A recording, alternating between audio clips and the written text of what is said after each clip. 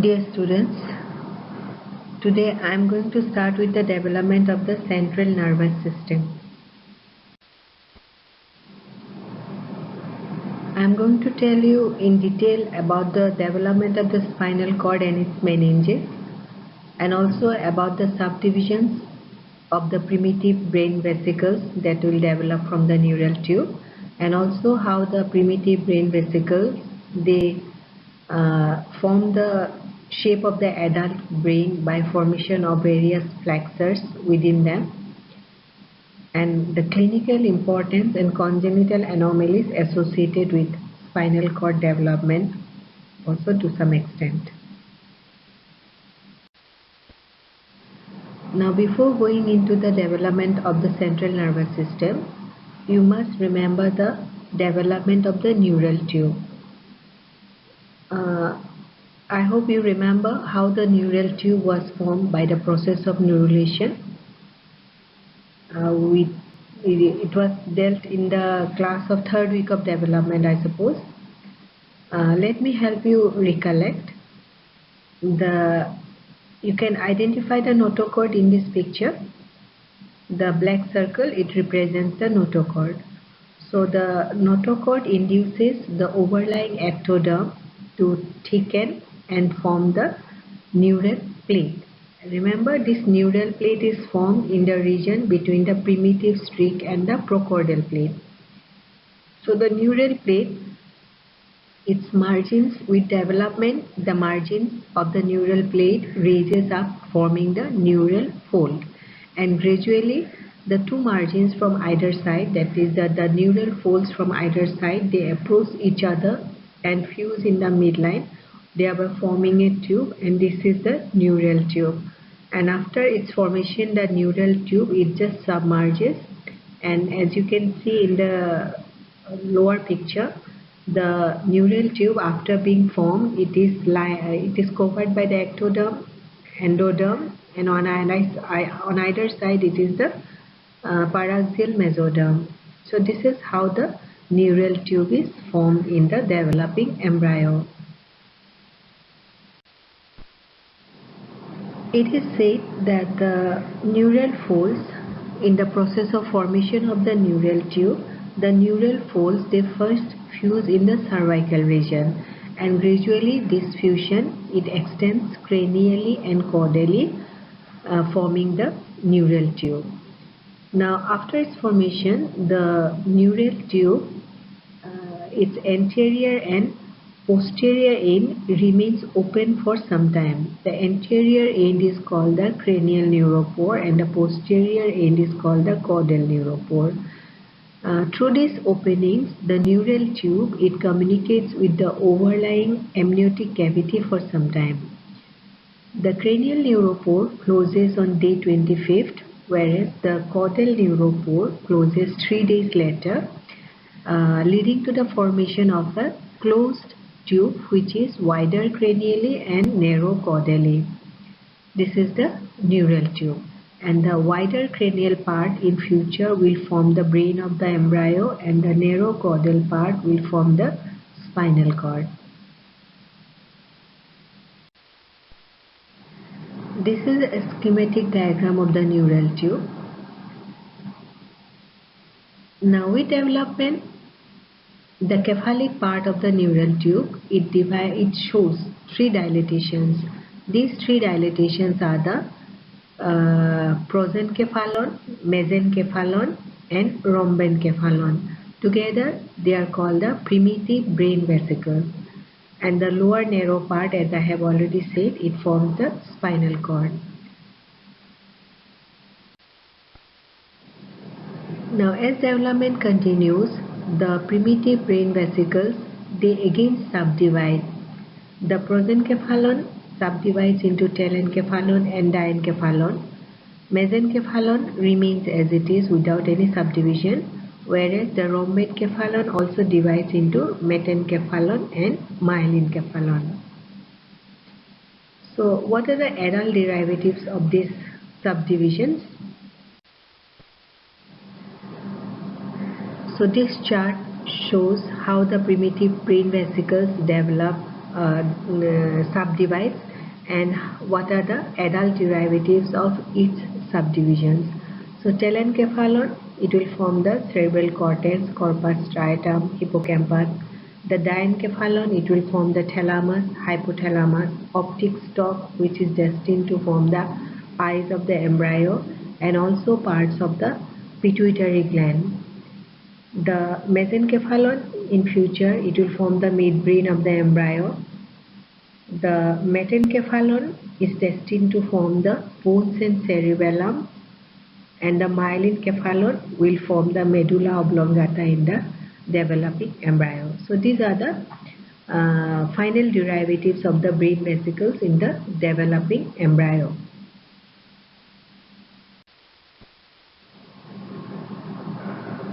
So far we have learned that the primitive brain vesicles, they are in a straight line. Now with development there appear some foldings or flexures within these primitive brain vesicles so as to cause its orientation to take the shape of the adult brain. So these flexures are the cervical flexure, the mesencephalic flexure, the pontine flexure and the telencephalic flexure. Of this, the telencephalic flexure, it appears between the telencephalon and diencephalon, and it appears much later in the development. Now let us see these flexures one by one. So as you can see, the cervical flexure, the fold, cervical flexure or fold, it appears at the junction of the future spinal cord and the rhombencephalon. The mesencephalic flexure, it appears within the mesencephalon, and the pontine flexure, as you can see, it appears at the middle of the rhombencephalon. That means it appears at the junction of myelencephalon and the metencephalon. And the telencephalic flexure, it will appear in between the diencephalon and the telencephalon.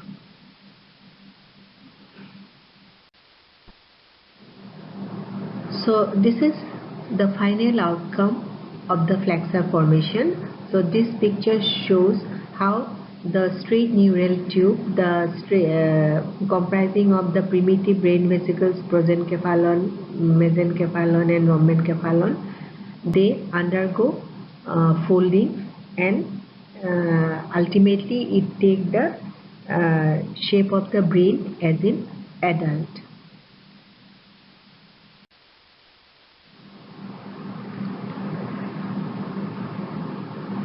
All this time, the original cavity of the neural tube persists and it extends into the primary and secondary subdivisions of the brain vesicles to form the ventricles of the brain. So you can see in the telencephalon we have the lateral ventricles, and in the diencephalon it is the third ventricle. Mesencephalon, the ventricular mesencephalon is the cerebral aqueduct. Then we have the fourth ventricle which lies in between the pons and the cerebellum, and the central canal which will in the medulla oblongata, which will become continuous with the central canal of the spinal cord. So these are the ventricles of the brain, and where from they develop? They will develop from the original cavity of the neural tube. So if I ask you what are the ventricles of the brain, they will be the lateral ventricles, the third ventricle, the fourth ventricle, the cerebral aqueduct and the central canal. Remember, these ventricles will be lined by choroid plexus, and these ventricles, they contain the cerebrospinal fluid.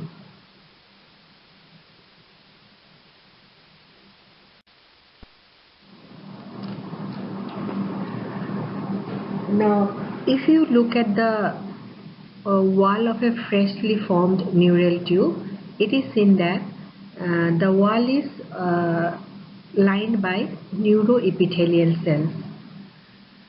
Now these neuroepithelial cells which is present in the wall of a neural tube, They proliferate rapidly to form a thick pseudostratified epithelium. And remember, this layer lining the neural tube, this is also called the germinal layer or matrix layer, as from here the nerve cells will be formed. And ultimately these nerve cells that arise from the neuroepithelial layer, it is called the primitive nerve cell or neuroblast cells. These are the neuroepithelial cells lining the wall of newly formed neural tube. As you can see, the lumen, you can identify the lumen. So towards the periphery, these are the neuroblast cells. So this layer is called the matrix layer or germinal layer of the neural tube. Now coming to the development of the spinal cord. So you already know that the spinal cord develops from the lower part of the neural tube. So if you look at the transverse section, so the wall of the neural tube, it is lined by the neuroepithelial cell, and I have told you that these neuroepithelial cells, they proliferate rapidly to form a layer of pseudostratified neuroepithelial cells. Now if you look at the transverse section of the spinal cord at a later stage of development, it is seen that it presents with three layers. Now initially the neural tube lower part has only one layer of neuroepithelial cell, then gradually it becomes multi-layered. Then after some time, if you look at the transverse section, we find that the spinal cord, it presents with three layers. The innermost layer, of course, it would be the same, the layer of neuroepithelial cell. The middle layer is called the mantle layer, and the outermost layer is called the marginal layer. Now this mantle layer of the spinal cord, it is formed by neuroblast cells which take origin from the innermost neuroepithelial layer forming the wall of the neural tube. Now these neuroblast cells, they will lie surrounding the lumen of the canal. Now this will form the mantle layer, and the outermost marginal layer, that layer is made up of the nerve fibers of the neuroblast cells which lie on the mantle layer. That means marginal layer do not have any neuroblast cells, only the nerve fibers that pass from the mantle layer to outside, that will constitute the marginal layer of the spinal cord.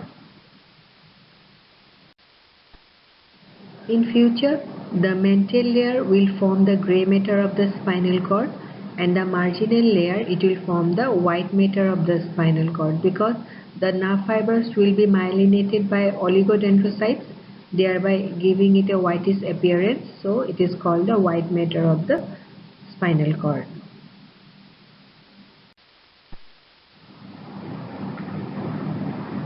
As more and more neuroblasts are added to the mantle layer of the spinal cord, it shows two swellings on either side of the midline. These swellings are called the alar plate and the basal plate. The alar plate occupies the dorsal aspect and the basal plate occupies the ventral aspect of the spinal cord. So what are these actually? These are nothing but aggregated neuroblast cells, which are called the alar plate and the basal plate. Remember, these two plates, they are separated from each other. The alar plate and basal plate, they are separated from each other by a linear groove which is called the sulcus limitant. These neuroblasts of the alar plate, in future they develop into sensory neurons, whereas the neuroblasts of the basal plate, in future they will develop into motor neurons of the spinal cord. Now in the upper thoracic, in the thoracic and upper lumbar region, another aggregation of neuroblast cells is observed lying between the alar plate and the basal plate. They constitute what is called the intermediate horn. This intermediate horn, it represents the sympathetic outflow of the autonomic nervous system. You can identify the intermediate horn in the second picture, I suppose. So ultimately the alar plate comprising of the sensory neurons, it forms the posterior horn of the spinal cord, and the basal plate comprising of the motor neurons of the spinal cord, it will constitute the anterior horn of the spinal cord. Now coming back to the first picture again, you will see that the alar plates of both sides, in between them there exists some cells of the lining cells of the neural tube. So these cells they form the roof plate, and similar cells is also found in the midline on the ventral aspect. This is called the floor plate. Just remember, in roof plate and floor plate of the spinal cord, there is no neuroblast cells. These two roof and floor plates, they just serve as pathway via which the nerve fibers cross from one side to another. Only the nerve fibers will be found. There is no neuroblast cells in the roof plate and the floor plate region of the spinal cord. You just remember this picture of the spinal cord with alar plate, basal plate, roof plate and floor plate, because you will be requiring this picture while understanding the development of rest of the central nervous system.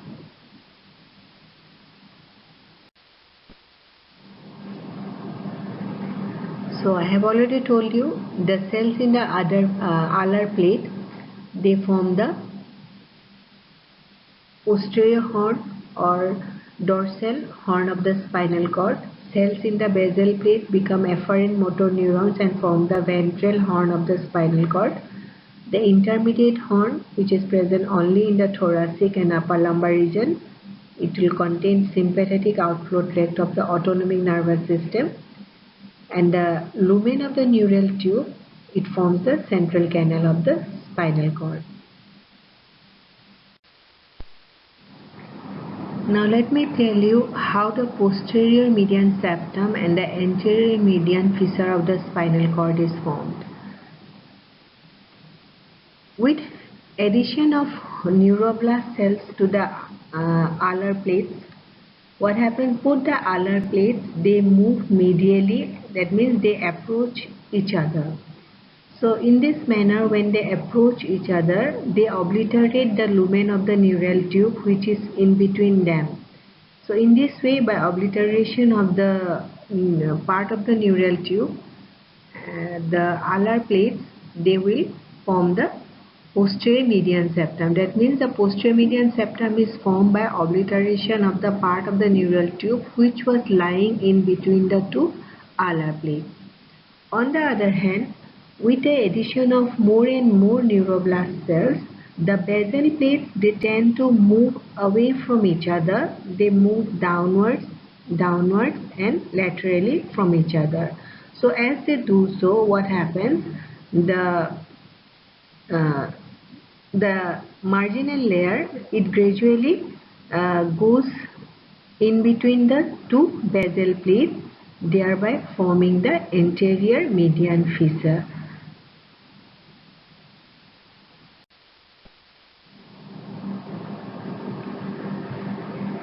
So how the various cells of the central nervous system develop? Remember, the cells of the nervous system, they are formed exclusively from the neuroepithelial cells. So from the neuroepithelial cells, the neuroblasts will be formed, and this neuroblasts will ultimately give rise to the neurons. On the other hand, the neuroepithelial cells will also give rise to glioblast cells, and these glioblast cells, they will ultimately form the astrocytes and oligodendrocytes, which will myelinate the nerve fibers in the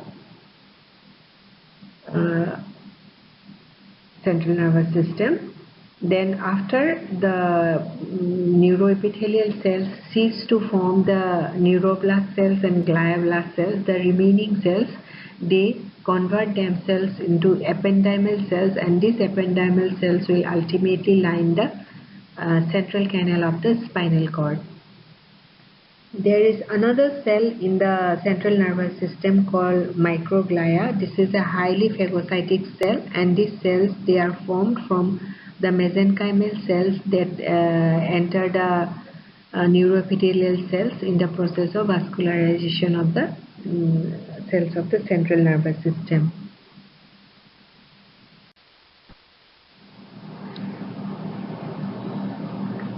So initially, the neuroblast cells, which is derived from the neuroepithelial cells lining the wall of the neural tube, they are round cells and they are apolar. With development, they develop two processes and become bipolar neuroblasts.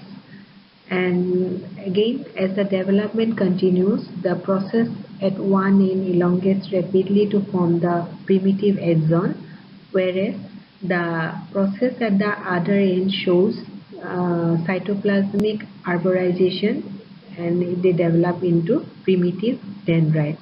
This is how an adult nerve cell is formed.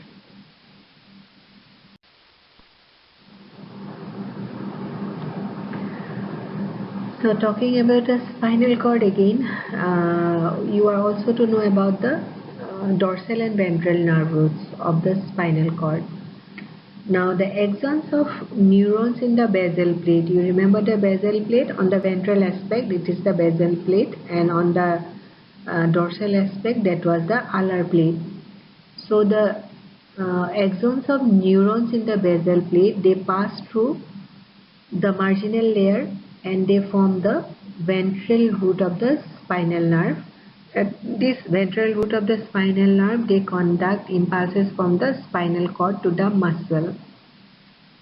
But the axons of the neurons in the alar plate, they behave differently. It is not like that they will just go and form the dorsal sensory neurons. So these axons of neurons in the alar plate, they pass to the marginal layer, no doubt, but from here they ascend to either higher or lower levels to form the association neurons.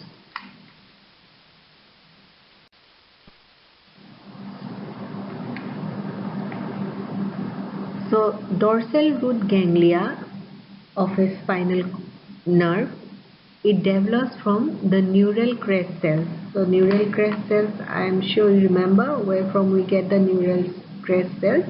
So they are formed in the neural folds in the process of formation of the neural tube.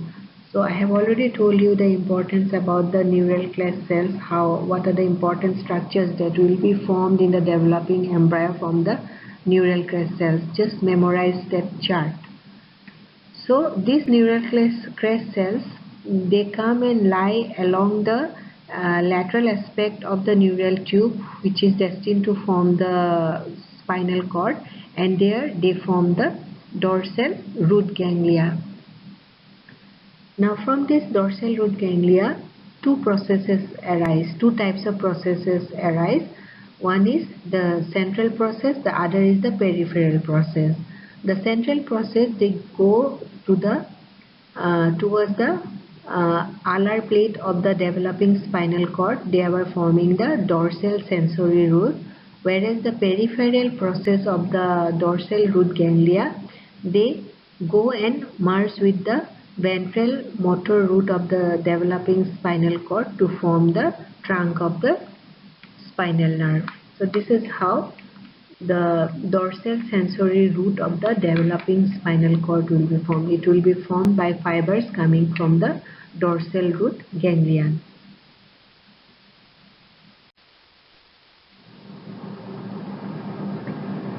Myelination of the nerve fibers begins at 6th week of gestation.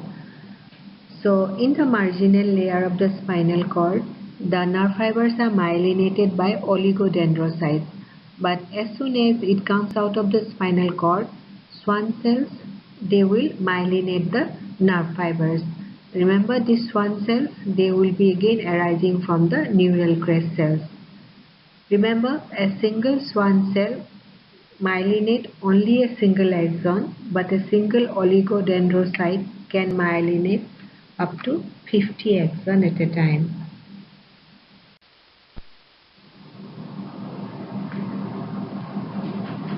At third month of development, the spinal cord extends entire length of the developing vertebral column, and the spinal nerves pass through the intervertebral foramina at the level of origin. But with development, the vertebral column and dura lengthens more rapidly than the neural tube. So the terminal end of the spinal cord gradually shifts to a higher level. At birth, the spinal cord is at the level of the third lumbar vertebra. Following growth after birth, the spinal cord finally lies at the level of lower border of the first lumbar vertebra, and the termination of the spinal cord is called the conus medullaris. And from the conus medullaris, if you look at the specimen of a spinal cord, you will see a tuft of spinal nerves together, which is called the cauda equina, as it resembles a horse's tail. So this tuft of nerve fibers, they are called the cauda equina.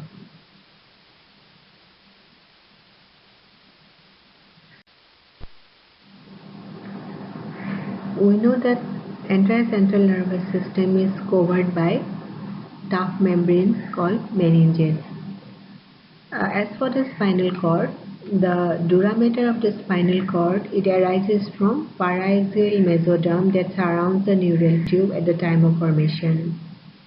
Both pia and arachnoid mater, together they are called the leptomeninges. Both of them, they arise from the neural crest cells, and the space between them form the subarachnoid space, and cerebrospinal fluid starts filling the space around 5th week of development. As for the termination of the meninges, the spinal dura and arachnoid mater ends at the level of second sacral vertebra, whereas a thread-like extension of the pia mater, which is called the filum terminale, passes caudally through the dura and ends at the level of first piece of coccyx. The filum terminale, it marks the tract of regression of spinal cord, and it also supports or anchors the spinal cord because it fixes it to the first coccygeal vertebra.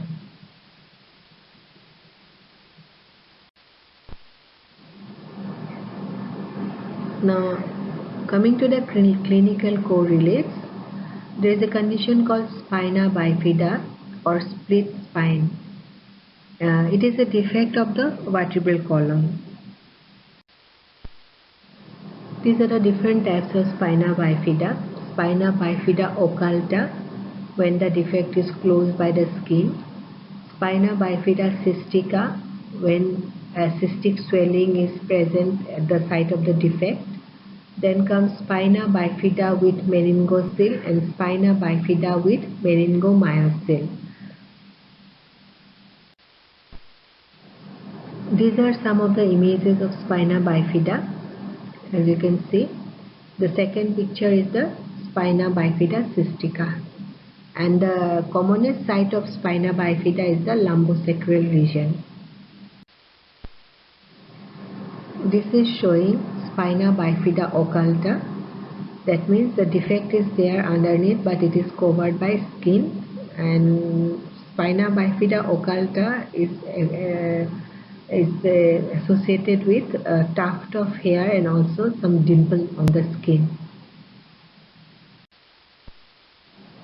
There is another condition called rachis and anencephaly.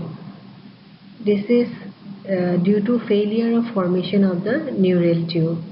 So when neural tube is not formed, there won't be formation of spinal cord, as well as there won't be formation of the brain, which is called anencephaly. These are images showing failure of neural tube formation, that is the rachis, where the neural tube has failed to form. So you can see the anencephaly also here.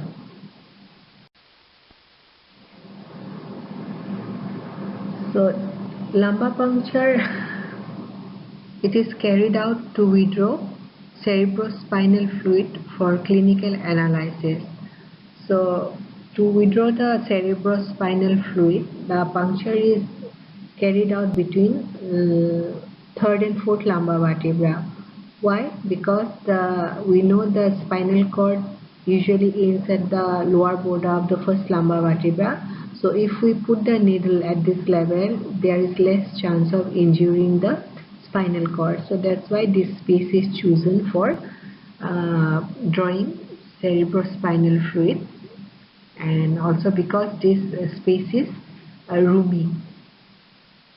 Sometimes while introducing the syringe, some fibers of cauda equina may be injured, resulting in root pain.